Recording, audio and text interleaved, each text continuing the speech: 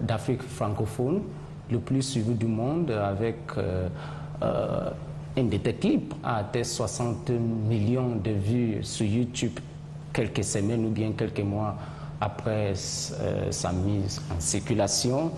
Est-ce que Fally pouvait devenir quelque chose sans avoir passé par Wenge Musica ou bien Koffi Olomide? Moi, je ne suis pas passé par Wenge Musica, même si Wenge Musica a nourri mon enfance, ma culture musicale, parce qu'ils sont des bandals comme moi. Moi, je suis des bandals. C'est des grands frères de ma commune, de mon quartier, comme on dit. On a été tous fans et fiers d'eux, mais je n'avais pas eu l'occasion de prester auprès d'eux. C'est vrai que j'ai commencé jeune dans le quartier latin. Et ouais, c'est vrai, c'est mon parcours. C'est-à-dire qu'aujourd'hui, j'avais forgé mon travail. C'est grâce à mon travail qu'on m'a repéré pour venir adhérer au groupe Quartier Latin.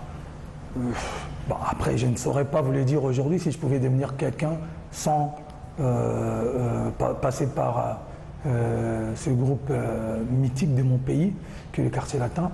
Je ne suis pas Dieu en fait. Mais bon, en tout cas, Dieu a fait en sorte que je passe par là pour que je devienne l'homme que je suis aujourd'hui. Souvenez-vous parfois tes amis d'enfance et où sont certains d'entre eux aujourd'hui? Vous êtes une star mondiale. Quels sont tes amis d'enfance qui sont aussi dans la sphère mondiale? Ouais, mes amis d'enfance, d'ailleurs, j'ai beaucoup d'amis d'enfance qui m'accompagnent d'ailleurs. Le chef d'orchestre de mon groupe, c'est-à-dire le chef de mon groupe, qui est mon guitariste, qui s'appelle Zagalo. Il est tout le temps avec moi. Aujourd'hui, je pense que mon album Droit Chemin est sorti en 2006. On a commencé à travailler depuis 2006 jusqu'à aujourd'hui. Et c'est lui mon ami d'enfance, c'est-à-dire qu'on a commencé la musique le même jour. Il était batteur, moi j'étais chanteur, danseur. Et c'est lui le chef de mon groupe aujourd'hui. Il s'appelle Zagalo. Vous allez voir toujours, il y a un gars derrière moi qui a de dreadlocks, on dirait un Jamaïcain, qui joue la guitare rythmique. C'est mon ami d'enfance, ça veut dire que j'avais 12 ans. Non, on a grandi ensemble. Et il y en a un, le maître chorégraphe de mon groupe qui s'appelle Madova. Lui, par contre, je l'ai connu, j'avais 3 ans, 4 ans. Et il est aujourd'hui avec moi. Jusqu'à aujourd'hui, il a fait plusieurs voyages avec moi. Le chef d'orchestre, le chef de mon groupe, c'est-à-dire le chef, c'est lui qui dirige. Quand je ne suis pas là, il s'appelle Atélé. C'est mon ami d'enfance aussi. On a commencé depuis 98. En fait, moi, je suis entouré de mes amis d'enfance. Et pour ceux qui sont déjà connus, qui sont devenus célèbres dans le monde musical, j'ai des amis... ou bien en politique, ou bien dans d'autres sphères de la société, football, je ne sais pas. Les amis d'enfance qui sont devenus politiciens ou footballeurs professionnels que vous pouvez connaître, non. Mais les artistes, j'ai commencé avec des artistes comme un célèbre guitariste de l'orchestre Wenge Musica Maison Mère qui s'appelait Flam Kapaya. Il est à Paris, en ce moment il est en mode solo, il fait sa musique gospel. Il y a certains dans le gouvernement ou bien dans les organisations internationales, il y en a? Oui, mais bon. Par exemple? Ils ne sont pas connus ici, quoi. Mais à Kinshasa, tout le monde, ça veut dire qu'ils sont connus. Ok. Ouais. Ta discographie compte 6 albums. Aujourd'hui, on va parler Tokos, par exemple, un mot dans ta langue qui veut dire la beauté, si je ne me trompe pas. Beauté, jolie, bien, très bien. Tout à fait. Mais lorsque nous écoutons la musique de Fally Ipupa, un thème est récurrent, l'amour. Pourquoi? Mais même Dieu nous recommande l'amour. C'est-à-dire que l'amour, je pense pour moi, c'est quelque chose qu'on recommande à tout le monde. Moi, j'aime bien qu'on m'aime, je déteste qu'on me déteste. C'est-à-dire que l'amour, moi, je chante l'amour sur toutes ses facettes. Donc, je pense qu'aujourd'hui, s'il y a l'amour, là où il y a l'amour, il n'y a pas vraiment de la haine, il n'y a pas d'injustice. Ça veut dire, si nous excluons l'amour dans la société, vous n'aurez rien à chanter sur ça? Non, je chante l'amour. Vous savez, l'amour a beaucoup de facettes. Okay. C'est-à-dire, je chante l'amour. Je prends un exemple. Ma chanson Juste une danse? Juste une danse, ça c'est de l'amour, c'est-à-dire que l'amour d'un gars ou une femme qui aime son gars. Mais je prends un exemple de la chanson comme Stop à la guerre, que j'avais sorti en 2013. Oui. RDC, gardons l'espoir. Africa, gardons l'espoir. Stop à la guerre. On dit stop à la guerre. C'est-à-dire, c'est l'amour. C'est-à-dire, on dit, s'il y a l'amour, on ne va pas s'entretuer entre nous. Il y a une chanson que je viens de sortir, ça s'appelle Migrant des rêves. J'avance les yeux fermés, migrant des rêves. C'est-à-dire, l'amour a beaucoup de facettes. Mais évidemment, aujourd'hui, quand on chante l'amour, c'est vrai que les gens, la partie qui est plus, c'est-à-dire exposée, c'est du côté du divertissement, c'est l'amour. C'est l'amour, c'est-à-dire qu'entre... Érotique? Pas érotique forcément, d'un couple. C'est-à-dire que les chansons d'amour, même Roi Salomon le faisait. Tout à fait. Donc voilà, il faut chanter l'amour. Dis-moi les autres causes de la société que vous avez décidé d'utiliser ta voix pour améliorer la société. À un moment, vous avez travaillé, je ne sais pas si vous continuez de collaborer avec la Fondation Jacques Chirac. Vous êtes toujours contre la violence, le viol, les médicaments faux dans la société? Oui, c'est vrai que je suis un artiste philanthrope. J'ai une fondation qui s'appelle Fally Ipupa Foundation. On va parler de cette fondation. Donc je travaille toujours avec beaucoup de... C'est vrai que c'était la question en fait. J'essaye toujours de prêter mon image, ma voix, quand on m'appelle, on me sollicite, pardon, pour des bonnes causes. Donc, voilà. Vous sortez d'une famille extrêmement religieuse. À un moment, vous avez chanté dans la chorale de l'église catholique. Quelle aura été l'influence de ta famille dans ton chemin musical? Ouais, c'est vrai que moi, je suis issu d'une famille religieuse chrétienne. Mon père était un vrai catholique. Ma mère était kimbanguiste et protestante. C'est-à-dire l'église réveillée? Non, même pas l'église des réveils. L'église kimbanguiste, ça existe chez nous, de notre prophète Simon Kimbang. Okay. C'est-à-dire que l'église kimbanguiste, ma famille du côté de ma maman... C'est l'une des grands groupements religieux en République démocratique du Congo. Voilà, il y a les catholiques, il y a et le kimbanguisme. Les musulmans, Armée du Salut, kimbanguiste et les églises des réveils. Donc ma mère était kimbanguiste et protestante. Protestant, j'allais oublier d'ailleurs. Okay. Et puis voilà, mon père était catholique. Et mon grand frère était... Souvenez-vous d'une chanson que vous avez chantée à l'église à l'époque? On chantait beaucoup de chansons. J'ai joué au congas. Vous pouvez vous rappeler un peu? Ouais, il y avait des chansons. C'est des chansons populaires en fait, comme... Yahweh, Yahweh, Kumbama. Yahweh, Kumbama. Voilà, c'est des chansons populaires comme ça là. Tout à fait. Et puis voilà. Bien, Fally, je voudrais que nous évoquions maintenant ta vie associative en commençant par les autres artistes africaines. Quelle est ta vie de collabo? Des collaborations avec d'autres artistes africains? Ma vie, je pense qu'elle est plutôt active au niveau de collaboration. Oui. J'en ai fait pas mal. Je suis... Là, ça va, Tokos. Quand vous faites les collabos, par exemple, avec Wizkid au Nigeria, avec R. Kelly aux États-Unis, est-ce que vous êtes en train d'envoyer un message de multiculturalisme, que vous n'êtes pas simplement confiné dans le monde francophone? Ouais, je pense que c'est un peu le but, non? C'est-à-dire qu'aujourd'hui, on doit pouvoir s'échanger culturellement, donner un peu de la culture musicale congolaise, et puis recevoir un peu de la culture musicale nigériane ou camerounaise ou américaine.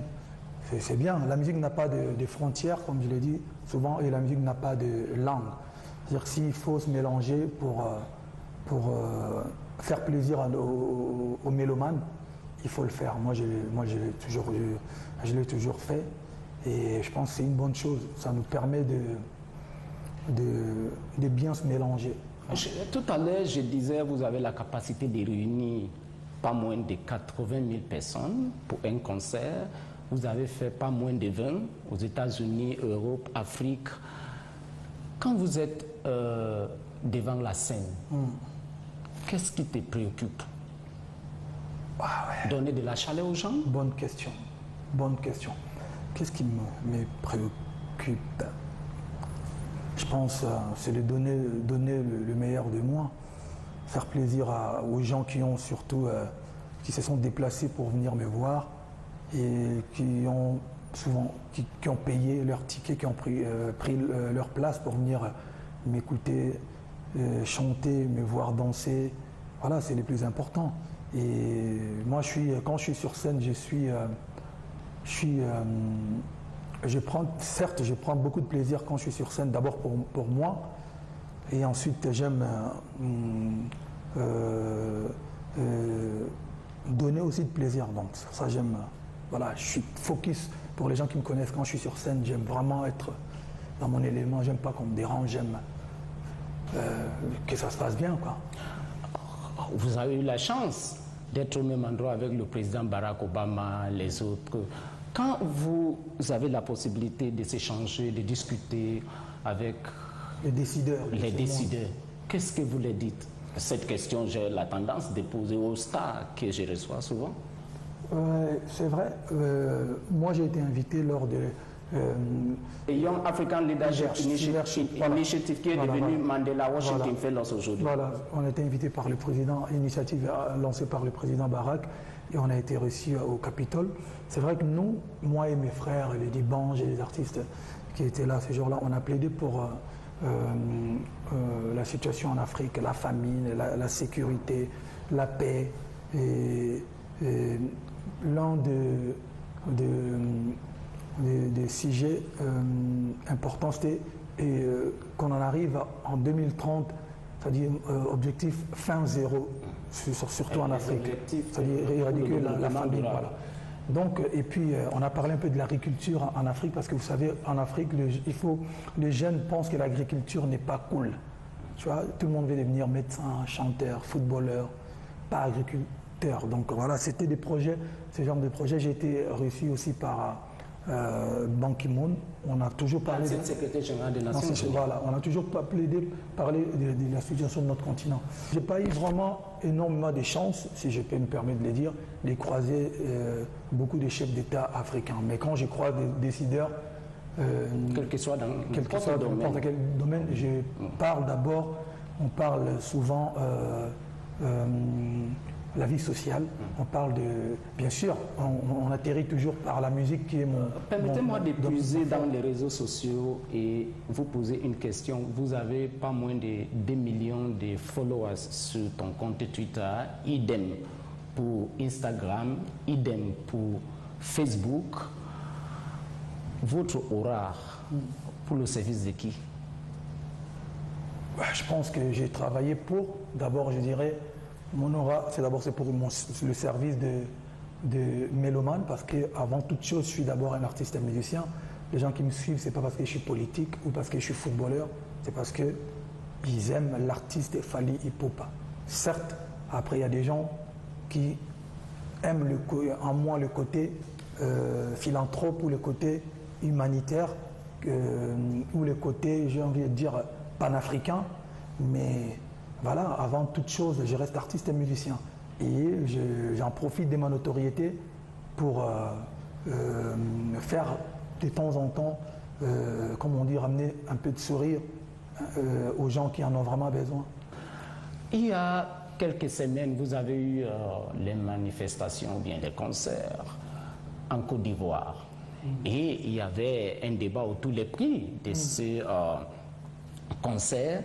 D'abord, pourquoi tes concerts sont aussi trop chers? Merci beaucoup. En fait, quand les gens disent trop cher, c'est par rapport à quoi? Parce qu'ils pensent que ma musique, c'est une musique de merde. Non, je ne pense pas.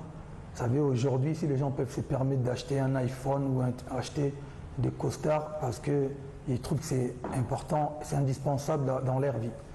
Je pense aussi que la musique des Fally est indispensable en quelque sorte. Donc je mérite quand même ce genre de prix parce qu'il n'y a pas un concert. Non, laisse-moi finir. Allez-y, allez-y. Non, vous allez répondre. Voilà. Allez-y. Nous sommes ici pour là. Je ne dis pas que c'est la raison, mais je voudrais que les gens sachent, qu'ils retiennent. À un moment donné, les gens doivent savoir que les artistes ne fixent pas les prix de leurs concerts. C'est les organisateurs. Un artiste, on paye son argent via son manager ou son agent. Il vient pour chanter. Il ne maîtrise pas. Nous, on ne mange pas les francs CFA. Nous, on mange les francs congolais de chez nous. Un peu de dollars. En France et les euros. Je ne pourrais jamais mettre des prix de concerts au Cameroun. Je ne maîtrise même pas les francs CFA. La parité, je ne comprends pas. C'est-à-dire que c'est les organisateurs qui mettent les prix. Et alors, si un organisateur met le prix d'un concert de Fally à un prix que moi je ne maîtrise pas, ça voudrait dire quoi? Ça veut dire que tout simplement, il a tâté le terrain, il s'est dit, à ces prix-là, je vais remplir la salle parce que j'estime que les fanatiques qui aiment la musique des Fally pourront quand même payer ces prix-là pour venir le voir chanter. Et c'est pas tout. Il n'y a pas qu'un seul concert. Il y a des concerts gratuits. J'ai fait un concert à Abidjan, d'ailleurs, là où la polémique a commencé. J'avais fait un concert à 100 000 et le lendemain, j'ai fait un concert à 5 000, 10 000 et le 31, j'en ai fait un gratuitement. Et ben, j'ai chanté 5 minutes, c'était le concert le plus court de ma vie. Vous voyez, on vous donne Fally gratuitement, débordement, bah, je suis resté 5 minutes sur scène. C'est-à-dire qu'à un moment donné, les organisateurs, il faut laisser les organisateurs faire leur boulot. Mais je comprends, moi je ne suis pas un artiste qui veut chanter que pour les gens aisés, pour les gens très très riches. Non. C'est-à-dire qu'à un moment donné, même dans nos pays, dans notre continent, il y a plusieurs classes, plusieurs couches de classes sociales. C'est-à-dire qu'il y a des gens qui sont jeunes, qui peuvent s'offrir un concert à 1000 francs ou 5000 francs. Il y en a qui veulent un concert super privé de 100 personnes ou 200 personnes pour eux. De la même manière, on ne va pas interdire aux jeunes ou aux gens qui veulent venir voir des concerts populaires pour un prix bas. De la même manière, on ne doit pas interdire aux gens qui veulent s'offrir Fally en concert privé restreint. On ne doit pas faire là. C'est la liberté. C'est la liberté. Voilà, c'est la liberté. C'est comme quand vous allez au marché. Tout à fait. Je vous ai compris. Il y a des costards à 100 000. Je souhaite maintenant que vous répondez à la question de ton influence dans la société. Vous êtes une personnalité. Lorsque vous voyez les guerres, vous voyez tout ce qui ne va pas avec ton aura. Est-ce que vous interpellez souvent les gens, arrêtez, ça, c'est pas bon? Ouais, je pense que les gens qui me connaissent, parce qu'il y a des gens qui me connaissent, qui sont là depuis mes débuts.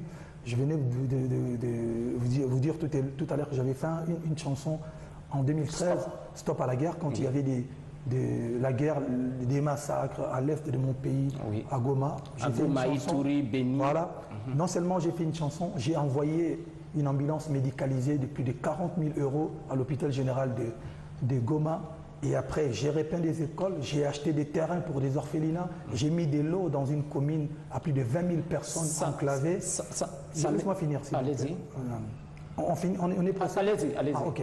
C'est-à-dire que ma voix, mon talent, ce que je gagne, je partage aussi avec les gens qui sont vraiment dans ça me permet de vous poser une question sur la fondation Fally Ipupa. Yeah.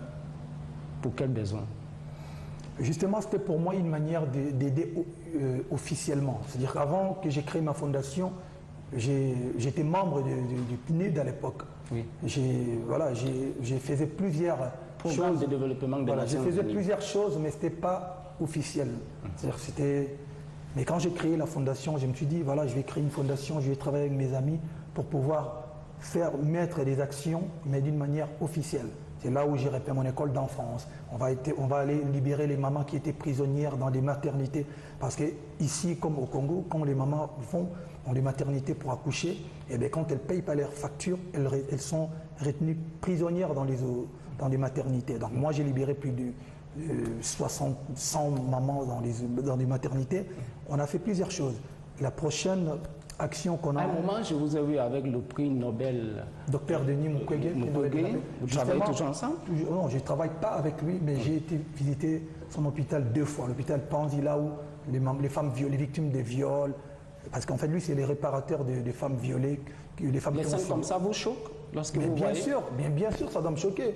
On est, attends, quand vous écoutez, il faut, parce que parler, c'est, vous n'allez pas ressentir la même chose. Moi, je me suis déplacé 2 fois, j'ai eu la chance de parler avec ces mamans-là. Ça vous révolte. Prêter un peu de force à ces grands messieurs. Juste après mon concert de Bercy, j'ai enlevé une partie de mon cachet. J'ai donné 20 000 euros pour sa fondation. Et j'en ai donné 15 000 à la fondation des Dadju, qui est mon frère, qui est aussi une fondation qui lutte contre à peu près la même chose. Et voilà, la fondation aujourd'hui est là, elle est active partout. Elle peut être active ici au Cameroun, elle peut être active à Abidjan, et pareil au Congo. Tout à fait, Fally Ipupa. Maintenant, nous évoluons dans un monde particulier, le Covid ou bien la Covid-19. Cette pandémie a redéfini presque toute activité humaine. Quel aura été l'impact de la Covid-19 sur ta carrière? C'est l'une des industries les plus impactées négativement, la musique. Ouais, comme tout le monde, hein. Vous savez, aujourd'hui, c'est vrai que tous les pays, tous les continents ne sont pas impactés de la même manière, mais néanmoins, tout le monde subit la même chose. Personne ne peut aujourd'hui faire son travail correctement. Il y a toujours des restrictions, il y a trop de problèmes. Mais voilà, on doit relativiser et rester positif. Voilà, on essaye de voir les bons côtés de la chose, c'est-à-dire que voilà, ça nous a permis à beaucoup de personnes de comprendre quelles sont vraiment des choses essentielles de la vie en fait. Est-ce que la Covid-19 a changé ta perception de la société particulièrement bien et sûr. dans quelle manière? Mais bien sûr, avant quand on vous disait, il y a des fois, il y a même, je sais, il y a des fois où j'avais, on me proposait d'aller faire des dates, on me proposait de sortir. Quand j'étais fatigué, quand je trouvais que voilà, j'avais besoin d'être seul ou me concentrer sur autre chose, j'étais pas vraiment, même si j'y allais, mais j'étais pas vraiment chaud. Mais aujourd'hui, les voyages nous manquent, les concerts nous manquent, même les déplacements nous manquent. Et on peut plus faire des câlins avec la famille, on peut plus se permettre de se serrer les mains. Ben, ça veut dire on doit apprendre, et je pense que ça va rester dans nos vies, quoi. Ça veut dire qu'on est obligé d'apprendre à vivre autrement. L'interview va finir dans moins de 3 minutes.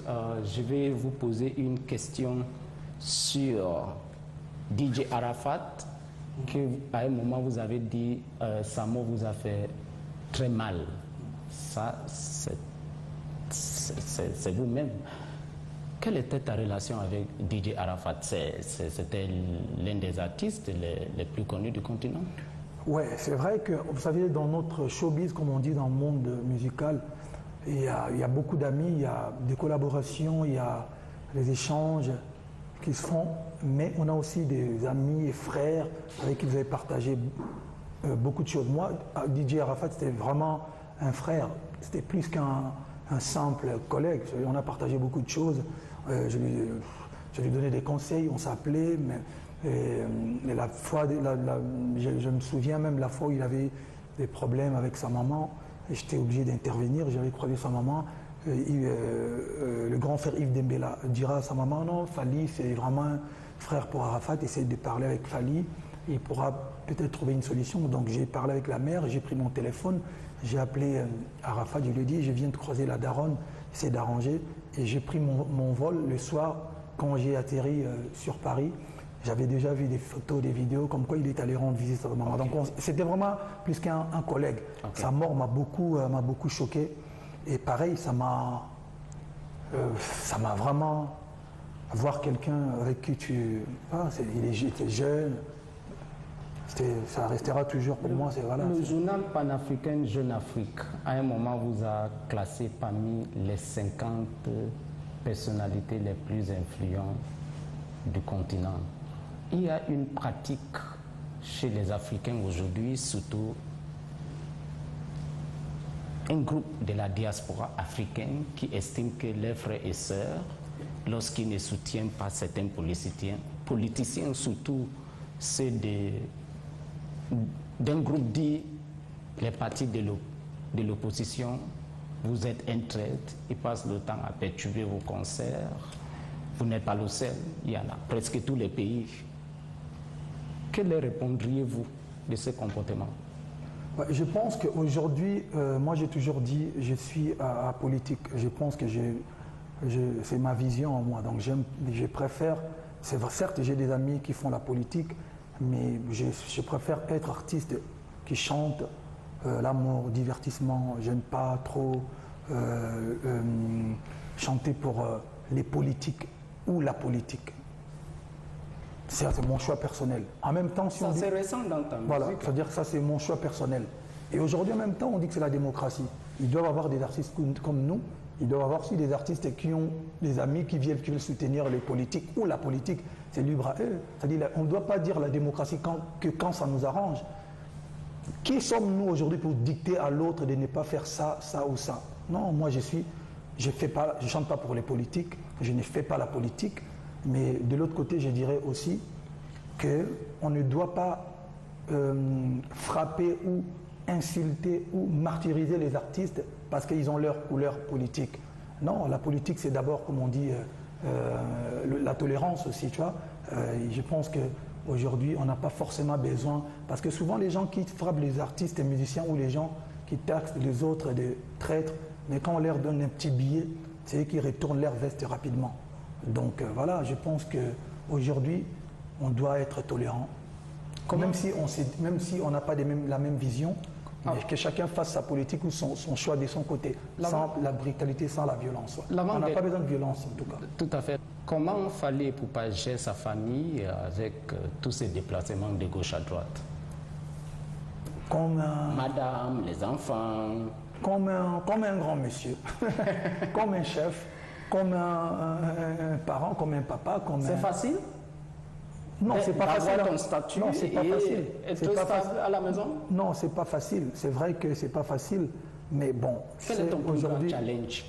Mon plus grand challenge? Oh, j'en ai plusieurs, moi. Si je commence à les déballer ici, là, on n'aura plus le temps. Non. Mais je pense que, en fait, aujourd'hui, je pense que c'est toujours compliqué, même pour les journalistes. Vous voyez, on peut laisser nos familles pour aller faire des interviews ailleurs. Et c'est toujours compliqué. C'est-à-dire que les gens qui n'ont pas ce genre de problème, c'est des gens qui travaillent à la maison, télétravail. Voilà, parce que tu peux sortir juste pour un jour et tu manques à tes enfants, ta femme, tes amis. Tu peux sortir, ne serait-ce pour 1 heure, tu manques à ta femme ou tes enfants. C'est-à-dire que en même temps, la vie c'est un choix. Dites-moi, Fally et Poupa, lorsque vous ne serez plus sur la scène musicale, how would you like history to judge you? En tout cas, moi, c'est vrai que je suis un avant-gardiste. Je suis plutôt quelqu'un qui aime être en avance, mais sur ce point-là, j'ai pas encore travaillé. Donc, consommez d'abord le Fally chanteur. Voilà. Vous préférez que je vous consomme toujours? Voilà, c'est-à-dire que je demanderai aux gens d'être patients. C'est-à-dire que je suis d'abord les chanteurs. Le futur, c'est Dieu, quoi. Qu'est-ce qui vous inspire? Quelle est ta relation spirituelle avec Dieu? Parce moi, que vous citez Dieu tout le temps. Moi, je crois en Dieu parce qu'on est trop parfait pour vous dire... L'aigle congolais, non? Quand même, qui se vaut tout le temps. Ouais, je pense qu'on est trop parfait pour revenir de nulle part. Je crois en Dieu. Je sais que, voilà, Dieu existe. Bon, même si aujourd'hui, tu vois, il y a beaucoup d'églises, beaucoup de choses qui font en sorte que les gens commencent à se poser des questions de religion, pasteur, évangéliste, dîme par là, offrande par-ci. Mais il faut croire en Dieu. Et puis Dieu nous demande d'être des bonnes personnes. Je vous demande... Give back, il faut faire du bien aux gens. Je vous demande maintenant de parler en lingala, en souhaitant chacun la paix ou bien un message de la paix, parce que je vous ai vu dans plusieurs interviews dans le monde et le mot la paix est toujours dans ta bouche. Ouais, en tout cas, dans le bas, Kimia Ezala na biso nyonso tout, bonana 2021 na batu nyonso tout, santé malamu, bozala malamu, mais vous consommez des mingi Tokos 2. Tokos. Tokos 2. L'interview finit avec vous, Fally Ipupa, et je souhaite que vous faites la capella de Elokoyo. Pour la capella, je vous laisse télécharger l'album et venir au concert. Voilà. Ils vont le faire, mais je souhaite avoir ta voix naturelle. Moi, je souhaite qu'ils achètent ma musique. J'ai chanté des a cappella que tu ne m'avais pas demandé de faire, mais pour Elokoyo, acheter Tokos 1, le premier, ça fera du bien. Je vous dis, moi-même, j'ai déjà fait.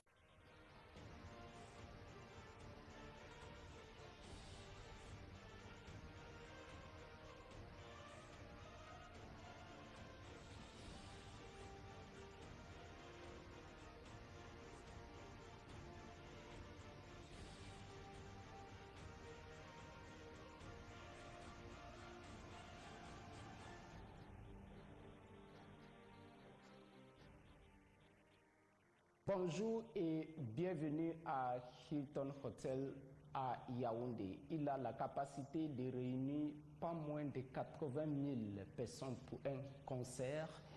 Il est natif de la République démocratique. CRTV News, ici, toute l'info.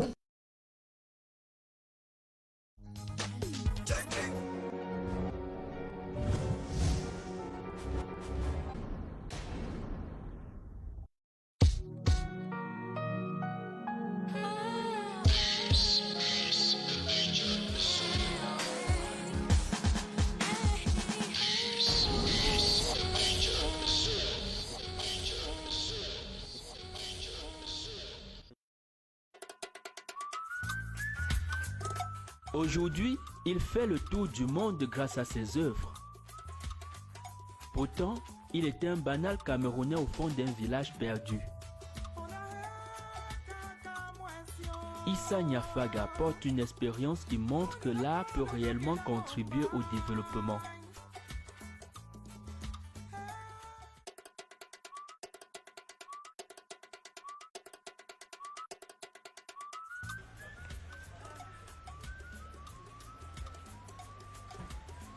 Issa Niafaga, c'est un artiste camerounais qui vient d'une petite localité dans le Mbamekime. Et d'ailleurs, je vous invite à me suivre. Pardon.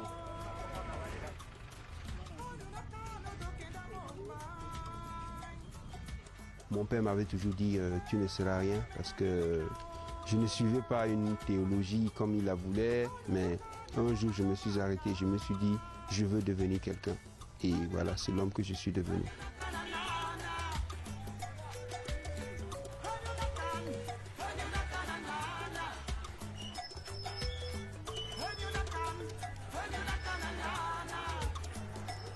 On est arrivé un peu tard et le taxi de brousse qui doit nous prendre est déjà parti. Et donc on a trouvé un relais parce qu'il y a le bac à traverser. Et donc le taxi de brousse s'est avancé parce qu'il faut attendre 2 heures au moins pour traverser le bac. Donc ils ont pris l'avantage du temps. Et là on est en train de négocier avec ce taxi pour qu'il nous amène au bord. Ensuite on va retrouver le taxi de brousse qui va nous amener en Ditam. Donc on est ici au marché du soir. C'est le marché où on prend les taxis de brousse pour aller un peu dans les régions reculées de Bafia. Et plus haut, il y a le plateau et puis la gare routière où on est descendu. Donc ça, c'est Bafia. C'est la dernière ville avec l'électricité et le téléphone, le réseau téléphonique. Parce qu'après ça, on n'a plus de réseau téléphonique et on n'a plus d'Internet, ni d'électricité. Donc c'est vrai que j'ai le confort des avions, des grands hôtels, des grandes expositions, mais aussi voyager comme ça, c'est quelque chose qui fait partie de la réalité de là d'où je viens. Et je dois m'adapter, donc je ne peux pas me formaliser en disant trouvez-moi une voiture climatisée avec tout le reste, c'est pas... Alors, je ne pense pas que c'est ça le moyen de vivre, il faut pouvoir s'adapter aux situations. Et c'est ce qu'on est en train de faire.